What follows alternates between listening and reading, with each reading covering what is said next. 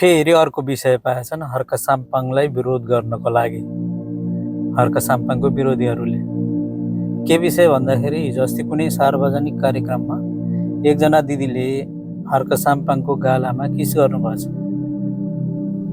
त्यो भिडियोको स्क्रिनसट गरेर अहिले सोसियल मिडियामा नकारात्मक हिसाबले भाइरल गराइरहेका रहेछन्।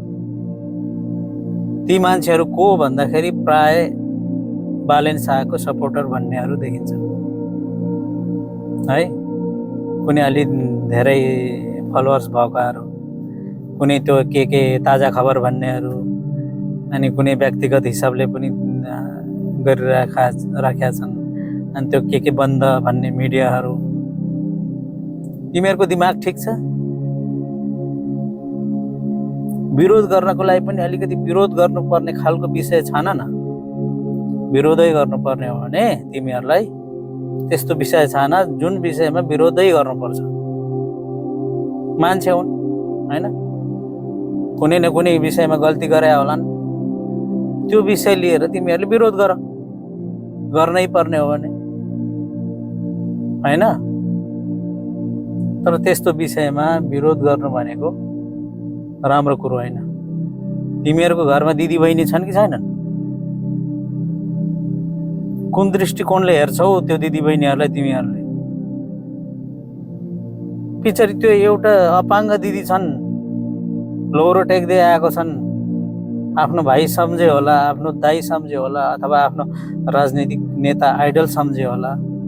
उहाँले आफ्नो मनको माया अथवा स्नेह होइन कसरी एक्सप्रेस गर्ने, आफ्नो ममतालाई कसरी एक्सप्रेस गर्ने, त्यो एक्सप्रेस गर्ने उयसमा उहाँले गालामा किस गर्नुभयो। कुन चाहिँ त्यहाँ नकारात्मक छ? त्यहाँ के गल्ती छ? त्यहाँ के नराम्रो छ? त्यहाँ सार्वजनिक कार्यक्रममा, त्यो पनि है क्यामेराको अगाडि, 100औं मान्छेको अगाडि विरोध गर्नको लागि पनि अलिकति विरोध गर्नुपर्ने विषय छान्नु के? किन हर्क साम्पाङ राई हुँदैमा विरोध गर्नुपर्छ होइन? नाक थेप्चो छ, त्यसको नामको पछाडि कुनै क्षेत्री बाहुन झुन्डाएको छैन, त्यही भएर विरोध गर्नुपर्ने हो। हरूले पनि विरोध गरेका छन्। राम्रोलाई राम्रो भन्न सक्नुपर्छ, नराम्रोलाई नराम्रो भन्न सक्नुपर्छ। चाहे आफ्नै बाउ किन नहोस्, चाहे आफ्नै दाइ भाइ किन नहोस्।